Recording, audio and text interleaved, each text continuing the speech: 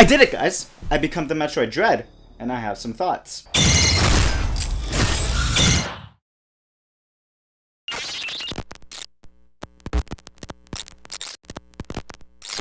I haven't played as much Metroid as I probably should have. I've gotten to the part of Metroid Prime where it gets really tedious, and I 100%ed Prime Hunters. I haven't even touched the 2D one. Not out of lack of interest, I just never got around to it. Doesn't help that this is the first one in over, like, what, 15 years? That is way more than 15 years. As someone who hasn't played a lot of 2D Metroids or Metroidvanias in general, this game, it's really f***ing good. So first, let's start with my issues with the game. Yeah, I don't have any complaints with this one. The only reason why I don't like this game more is because I'm not a huge fan of the genre. I think the closest thing to a Metroidvania I've actually finished is Control. Go play Control, please. The lore that they added is really cool, and the story is fine, but that stuff isn't why you're coming to play a 2D Metroid. The gameplay is the most important aspect here, and it is one of the most fun games I've played this year. Movement is on point, shooting stuff is so fun, and the animation is perfect. Just how every move just seamlessly moves into each other is so satisfying to look at. It really makes you feel like a Metroid Dread. The counter is great and is just incredibly satisfying to pull off, and the animations that it unlocks for bosses are incredibly hype. I tweeted about this around the time I finished the game,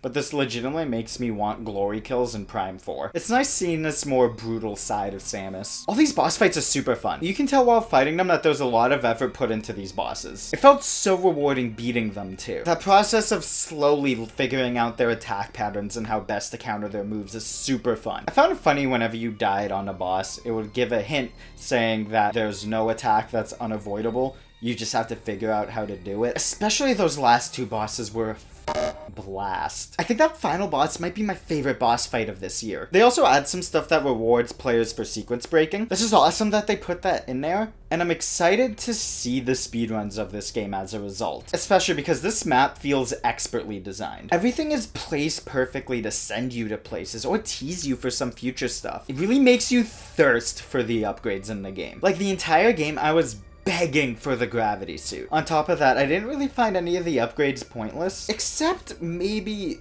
the damage reduction on the suit upgrades. It definitely reduced the damage I was taking, but it did feel like I was still taking a lot. Like, I would hate to see how much damage you would take if you didn't have that. I really enjoyed how unapologetically hard this game is. A lot of the bosses have tricky attack patterns, and again, damage is really high in this game. A lot of the platforming also tests the limits of your jump. A lot of the Shine Spark stuff, I know I'm not good enough at this game to do, but I respect that they put it in there. Like, I can't tell you how many times I would go through a path, find a dash block at the end of it, and just be like, nah, I'm not getting that missile upgrade. This game is truly a test of skill. Remember when the game came out, a lot of reviews were complaining about the difficulty? They don't have to put an easy mode in their game if they don't want to. But even if they did, I feel like that wouldn't solve a lot of the difficulty with the platforming. You can scale down enemy damage, but it can't shrink down the map so you don't have to do 11 perfect jumps in a row with very little room for failure to get to the other side. I guess it would be nice for people so they're not just constantly getting shredded, but that does take away from the game they were trying to make. When I beat the game,